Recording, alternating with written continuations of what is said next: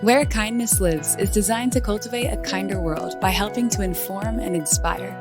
Hosted by Jenny Sager from Next Door, the neighborhood network connecting you to what truly matters so you can belong. We'll chat to the most thought-provoking individuals paving the way for positive change and hear from neighbors who deliver small acts of kindness every day. So come on a journey to where kindness lives. Hi everyone, I'm Jenny Sager, and my guest today will definitely keep us on our toes. She'll make us laugh and possibly even shed a tear. She's raw, she's daring, and she's full of life. I'm talking about Australian media personality Jessica Rowe. There's so much more to Jess than her on-air persona. She's an author, a mental health warrior, and a self-proclaimed proud Crab Housewife. I really can't wait for this chat. Let's welcome Jess to Where Kindness Lives. It's so lovely. I tell you what, it's lovely to be able to chat.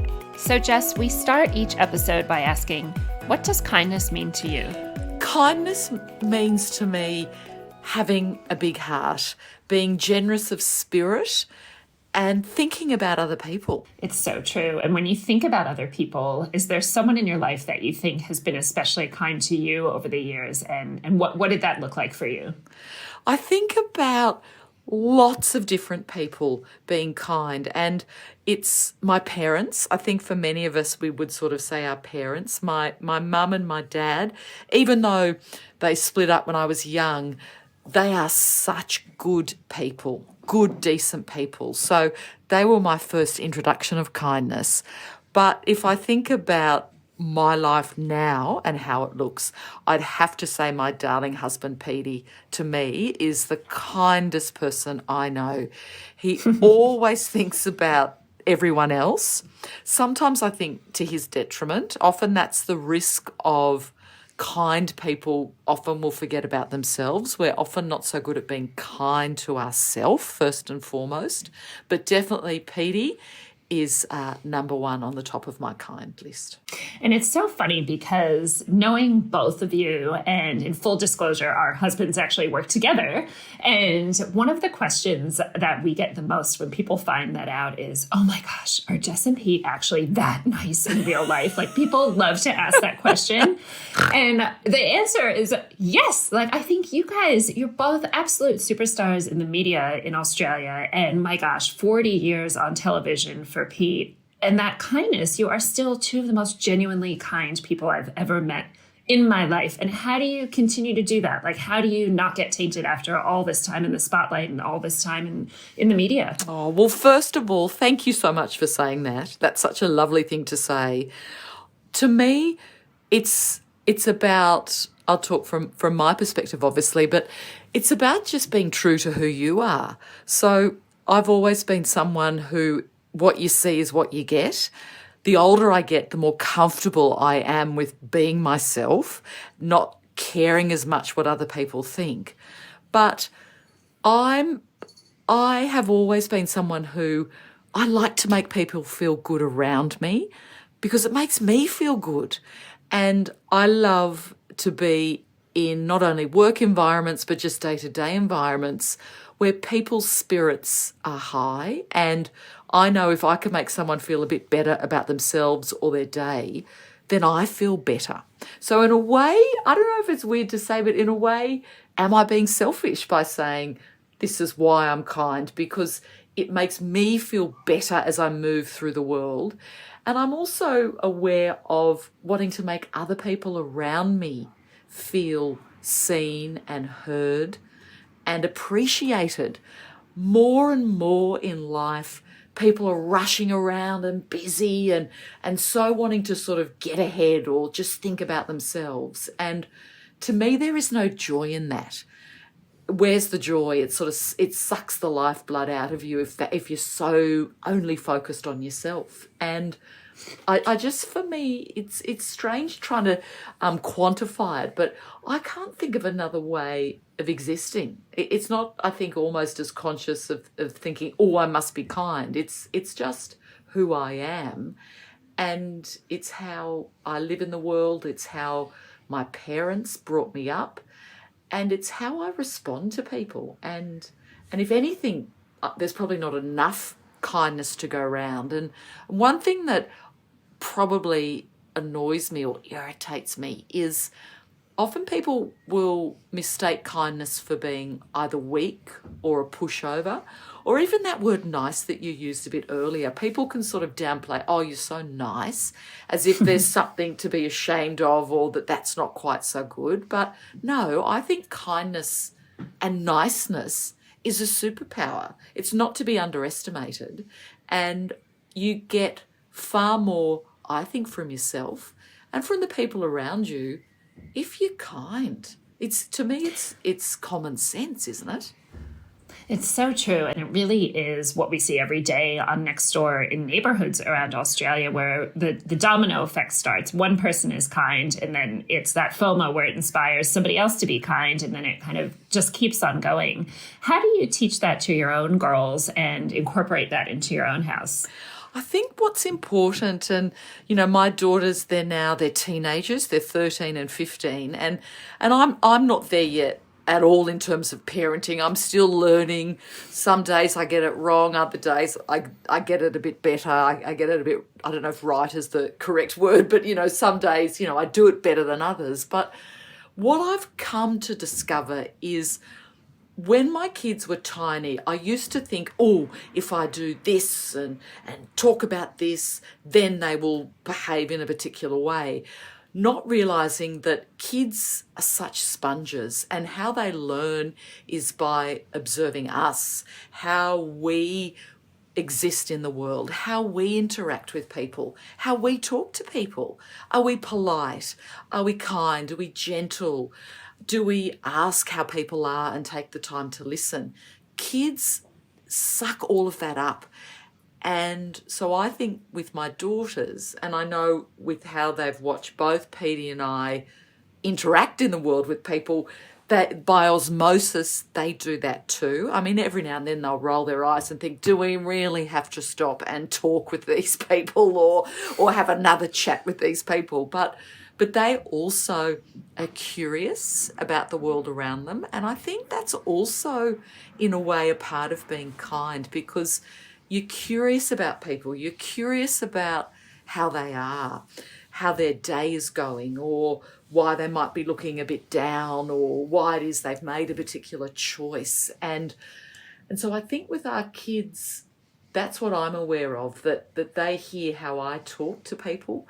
And every now and then I'll hear some phrases that I might have used that I'll hear them in their interactions with people. And to me, there's nothing better than that, to think, oh, they also have not taken the lessons on board, but they're also seeing the value and the joy in connecting with people and being curious and asking people questions about their day. And also it could be just as simple as, and I know this lifts my mood, I might see someone, and I'm sure people often look at me as I walk down the street and they think, who is this demented woman grinning at me?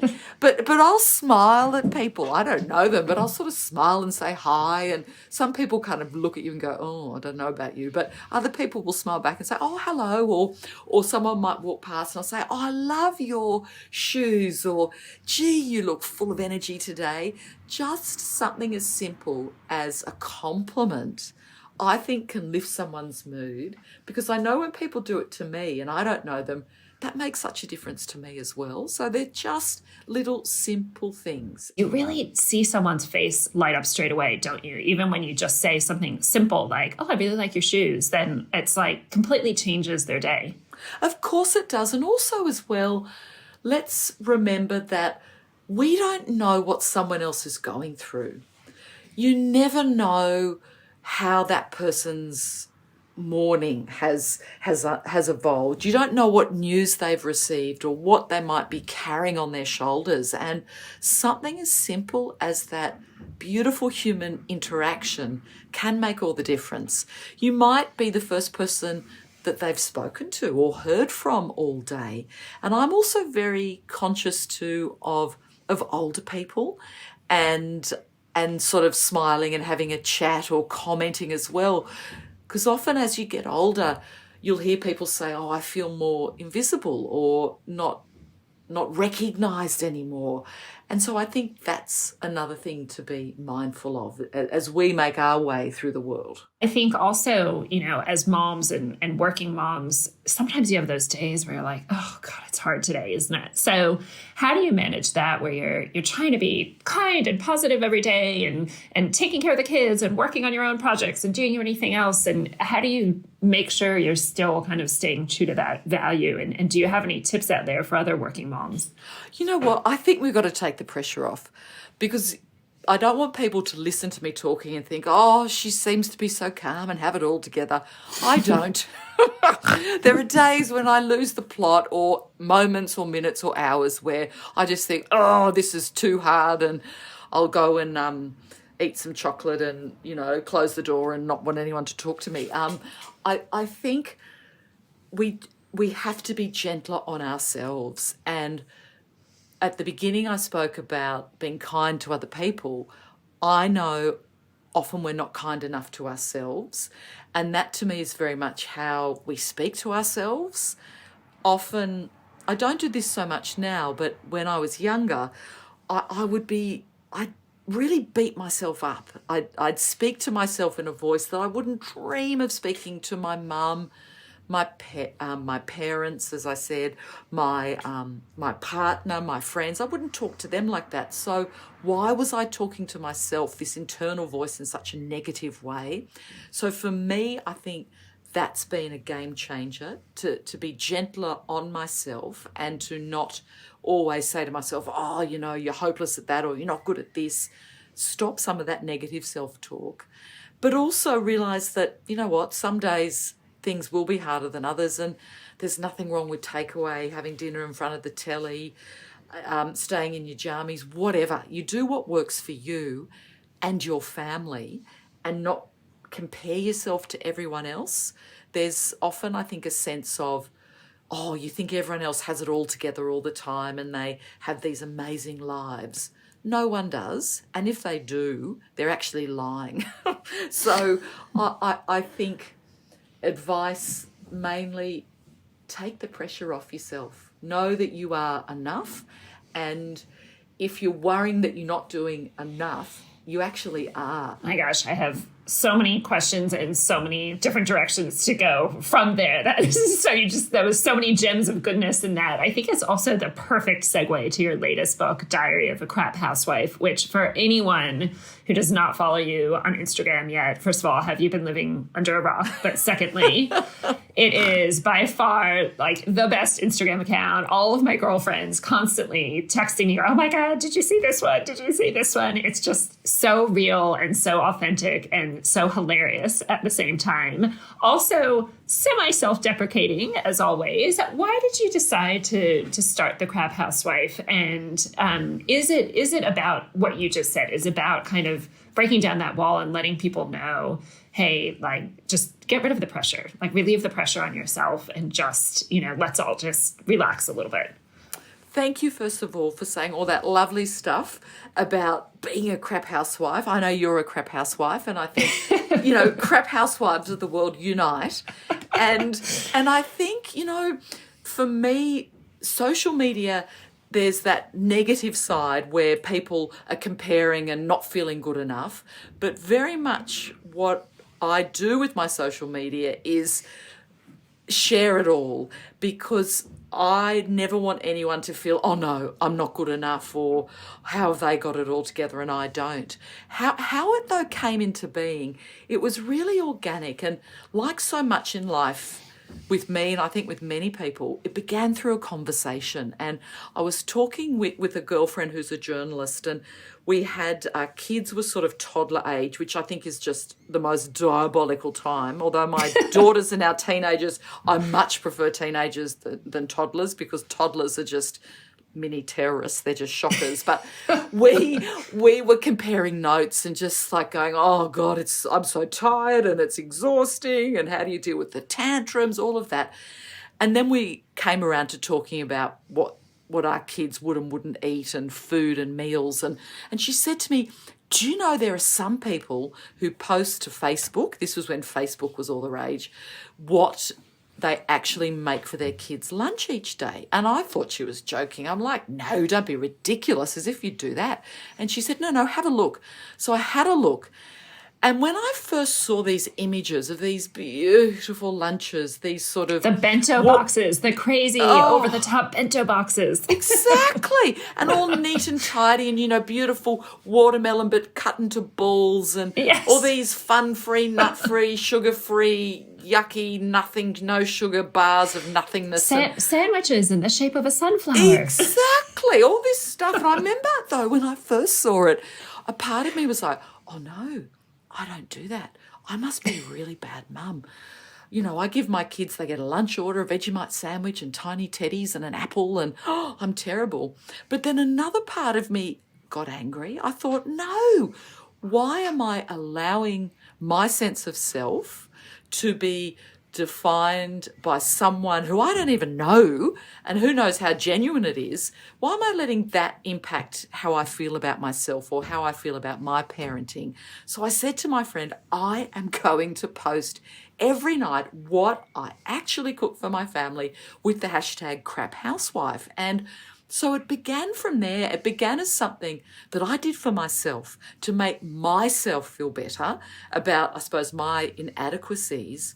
And then what I loved was that it struck a chord with so many other women who would have a laugh and say, oh my God, yes, like how underrated it is mince. It's you can't overcook it, it's inexpensive, you can't, you can reinvent it a million different ways. And yes, I do plenty of brown food too, and all this sort of stuff. And it grew from there. And so I love it.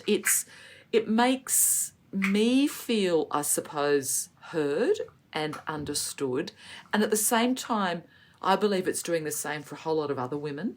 And I'm a huge believer in backing one another, supporting the different choices that we make. I mean, not only am I a crap housewife, I'm a proud feminist, but my brand of feminism is all about supporting the different choices that women make, even if it mightn't be the choices that you might make for you and your family. And so for me, that's, I suppose, what the crap housewife movement has become.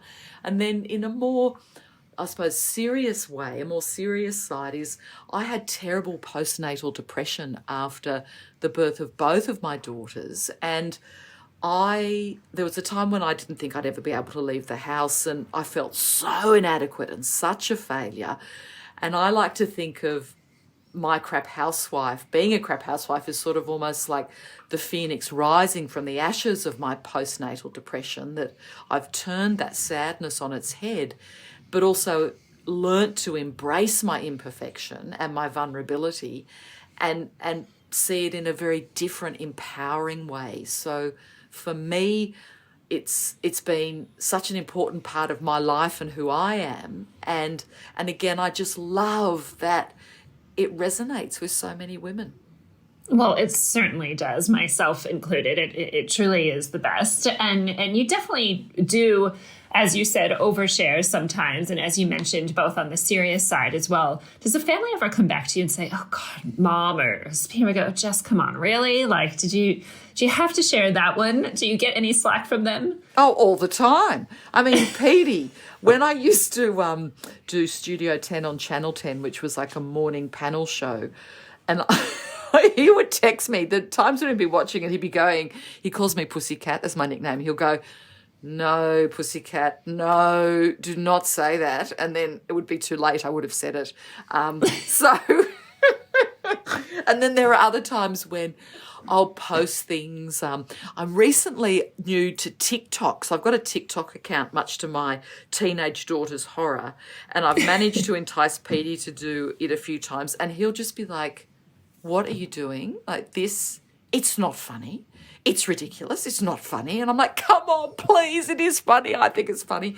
And then he'll get, he'll do it for me, and then he still doesn't think it's terribly funny. But again, I don't care. It amuses me. It cracks me up. And also, I mean, I think too, other people have a bit of a laugh. And again, I think we need to embrace our sillier side as well. There is so much of life that is hard, that is heavy, that is serious, not only in our immediate world, but in the wider world. There is so much that is happening. And how I cope with that, I suppose, and navigate through it is by not taking myself too seriously all the time, by dressing up in silly costumes, by saying ridiculous mum jokes to my kids who roll their eyes and give me the finger. I like to make hats. This is a relatively new thing. It sort of began during lockdowns with craft. I like to make a hat, but to match my meals. So I've got like... Yes, I'm a big fan of the hats. I've never had so much wardrobe envy. My gosh. And I actually didn't realize you make all of them. I was like, where is she getting these taco hats and these, like spaghetti? I remember the spaghetti bolognese one. Exactly. I mean, the hats are amazing. And sausages in a fry pan. And I did this wonderful big giant fried egg hat. And I mean, Peter will roll his eyes. He'll come home from work and he's like, what are you doing? And I'll be like, well, I'm making this. And, in a joking way, I think he'd probably like me to spend a little more time actually making the food versus how much time I'm making hats. But as I said earlier, it's about joy. And for me, I get enormous joy from this creative side, and it's silly, lighthearted, but it's fun. And I think there is a serious side to it too, which is that you truly are helping to break the stigma around mental health and to, again, remind everybody why it's important to lessen that pressure and to be a bit vocal when you're having a down day.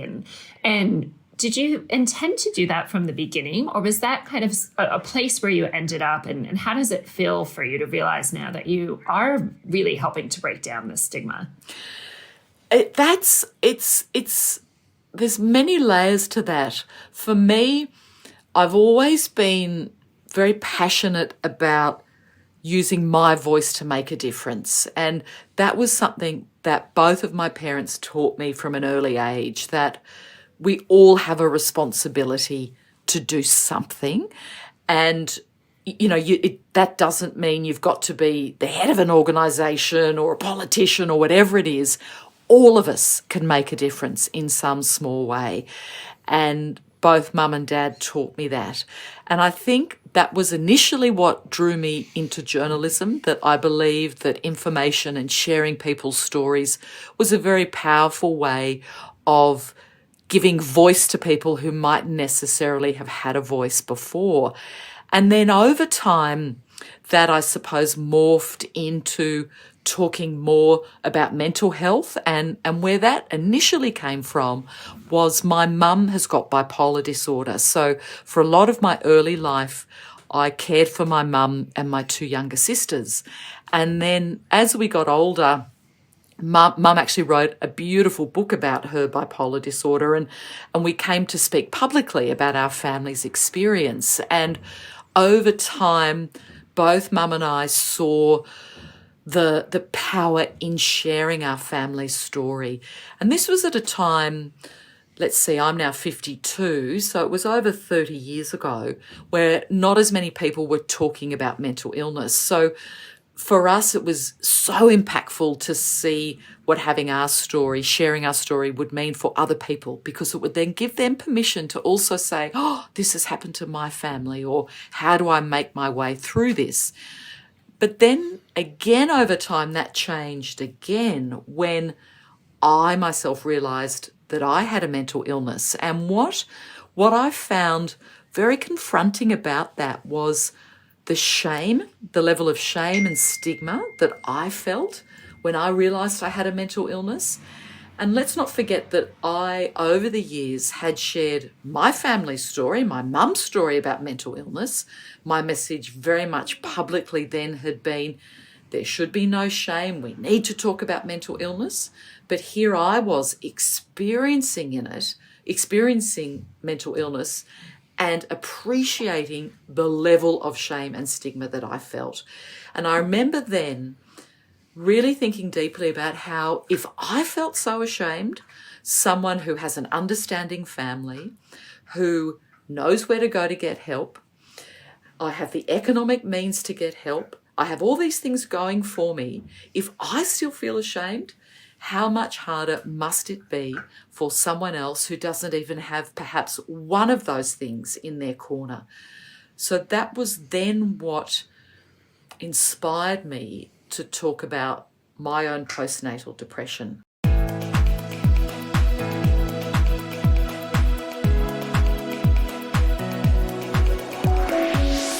Do you and Petey, do you know your neighbours? Are you guys friends with anyone on the street? Yes, we do, especially Petey. Petey is, I mean, I like a chat. Petey loves a chat. And literally it's like, I'll even be with my daughters going, can we get in the car now? Like, we need to go. Or we'll be down at the supermarket. Now, we need to keep moving, Petey. Like, we don't need to get everyone's life story while we're standing here.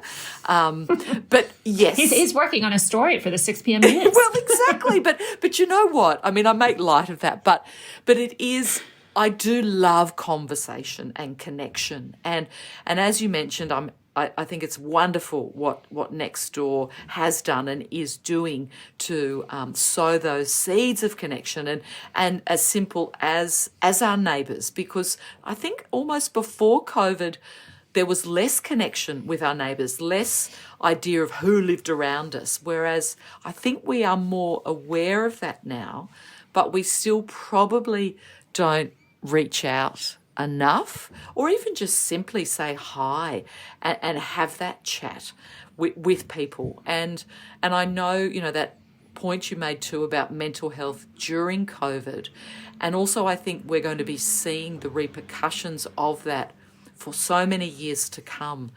I remember talking with some mental health experts who said what they were finding was, for many people who hadn't had any experience of mental illness, they were suddenly grappling with it for the first time in their lives, and that what we needed to do was to use a lot of the techniques and the expertise that the people who had, I suppose, more ongoing mental health issues, to use some of their tools to help people get through. Because also, I think anecdotally, people who had sort of ongoing mental health issues didn't find COVID quite so bad because they already had some sort of things that they were doing to help manage their mental health. And I think that's something that's worth looking at as well. We share a neighbor story in every episode of the podcast. And so I want to share a neighbor story from Australia with you today and just hear what you think about this one. This is from a neighbor named Ruth, and she posted on Nextdoor just wanting to thank her neighbors Betty and Colin, who are retired in their 70s. And Ruth is part of a young family, and she just said that she loves how her neighbors are non-judgmental to all of her struggles with kids and work and divorce and other things she has going on in the house. And she said, since 2000, they've always helped me out and volunteered to drive me, organize things with a handyman. They're always there for me and my kids, my cat, my house, and my garden. And I'm so lucky to consider them my friends. We walk together. We celebrate small and big events. We chat and discuss things over the fence. We share our thoughts on the local community. We share our food and our bins and our driveway if we ever need to. And they never ask for anything back. They even looked after my house and cat for months. It's just so rare to know that even when storm damage from my yard to theirs can't destroy their view on what neighbors are for each other and for friends who help. Isn't that a great story? Oh, that makes me want to cry. Don't Ruth's neighbours just sound like such special souls? And isn't that, and that is what connects us, isn't it? That kindness of people who just do it because they want to do it. It's not because they expect anything in return. It's just because that's who they are and that's what they want to do. And I think I'd love Ruth's neighbours to be next door to me as well. I know everyone needs Betty and Colin next door, don't we? I adore it. It's so beautiful. But you're right. I think as well. Just picking up on with COVID and things, with people seeing the kindness of others around them. I mean, even Like there was a lovely lady, Narelle, who lives around the corner from us, and when recently, I got COVID, and I mean she knows I'm not a great cook, but she dropped round in her sort of hot pot different meals that I could, the family could heat up, and just things like that. It makes such a difference, and it's just so beautiful. Well, Jess, we could talk to you for hours on end, but we do one fun thing at the end of every episode called the Kind Carousel, where we get to ask you all kinds of different fun questions. So here we go. Question number 1, what's your favorite song to sing in the shower? Oh, do you know, at the moment, I'm a child of the 80s, and I'm not very good at remembering lots of lyrics, so I do love from Spandau Ballet, Gold, gold, da-da, that one, da-da-da, da-da, da-da, power to something, you're indestructible, always believe in gold. So, yeah, that would be my shower song. Love it. That's a tough one, too. I mean, I don't know. I don't think I could pull that one off. Okay, what's your favorite Crab Housewife meal to cook? Oh, it's got to be spaghetti bolognese. Spag bowl. Everyone eats it. You use the pasta sauce that comes in a jar. Anything that's in a jar or a sachet, wins hands down for me. So, yeah, spag bowl. I must be a super crap housewife because I don't even consider that a crappy meal. That's like a full-on dinner in my house. Oh, no, I tell you, it is a full-on dinner. We have it at least once, maybe twice a week in our house. And also, you see, with spag bowl, with that mince mix, you can do, it can be shepherd's pie the following night, mash up some potato, put it on the top. You could make it into a nachos. I mean, I love that. If you've got leftovers, keep redoing it. Yeah, there you go. Okay, for anyone listening not in Australia, Jess and her husband Pete, as you know by now, are very recognizable and absolute legends in Australia. So what's one thing that you miss about not being anonymous? Because obviously when you walk out on the street here in Australia, everyone knows who you are. So is there something you miss about not being well known? Oh, because, I never think of myself sort of as well known in inverted commas. And some people have no idea who I am. And so, no, I just feel, I feel so lucky to have the opportunities, the privileges and the life that I have. So, no, there's nothing I miss. Oh, love that. Okay, what about pet peeves? What would be a big pet peeve for yourself and Pete? Oh, well, what bugs me no end is I'm a very slow driver. I'm a bit of a granny driver. I like to just go slowly. Everyone gets very annoyed around me. But I'm also, I'm mindful of the traffic around me. I always let people in. But when someone doesn't wave, when they, you let them in and they're not waving to go, thank you, yes. That bugs me. And yeah, so that would be definitely a pet peeve of mine. Okay, 2 more questions. What's something that you've learned from your daughters? You've obviously taught them lots of things. What's something you've learned from them? Oh, they teach me something new all the time. My youngest daughter, Giselle, who's 13, she has taught me so much about the environment and climate change. I thought I knew stuff. She doesn't like me calling her this, but I will. She is my eco-warrior. So she has taught me so much about how we can make a difference, what to do with recycling. So she teaches me that. My eldest daughter, Allegra, she teaches me to be kind and to be kinder. She is the most empathetic person I know. My other favorite thing about I have too many favorite things about your Instagram account, but besides the wardrobe envy and the hats and the recipes and everything else, I love your jokes. You have so many good mom jokes as opposed to dad jokes. And so please tell us one of your favorite jokes. Oh! Well, this would be one of my favourite. It's one of the simplest, and that's why, because I'm not very good at remembering long jokes. What do you call a pile of cats? A mountain. So it's a shocker, but as a crazy cat lady, as well as a crap housewife, that would have to be one of my favourites. Do you know the one I stole from you that my kids retell over and over again because they thought was hilarious? Was, what does cheese say when it looks itself in the mirror? Hello, me. That has got, I mean, it comes up like every month. One of my kids tells it like every few weeks. Oh, you know what? That has made my day. I love that. Totally stolen. Absolutely ripped off from you. Oh my gosh. Well, Jess, thank you so much for your time today. Again, if you don't already follow Jess on Instagram or now TikTok apparently too, you've clearly been living under a rock. So please go out and do that. And shameless plug, Jess, what would you like to get out there? Oh, as you said, follow me on Insta or on TikTok. I'm at Crab Housewife. And of course, as you generously mentioned, my book, Diary of a Crab Housewife. Plenty of tales there of living in this crab housewife world, and there's also some recipes in there too. So I reckon that's worth a look as well. It'll definitely keep you giggling. And thank you for everything you've done in the mental health space as well, Jess. And again, I will say here on record, you and Pete genuinely are this nice in real life, and we love you to death. Thank you so much. And please don't forget to download Nextdoor if you want to start connecting with your neighbors now. Thanks so much, Jess. Oh, Jenny, thank you so much. Big love to you. I've so enjoyed talking. I mean, as you can tell, I could just be talking with you for hours and hours. I really, maybe we'll have to do a part 2 I reckon. in 6 months. With more jokes. Exactly. That's right.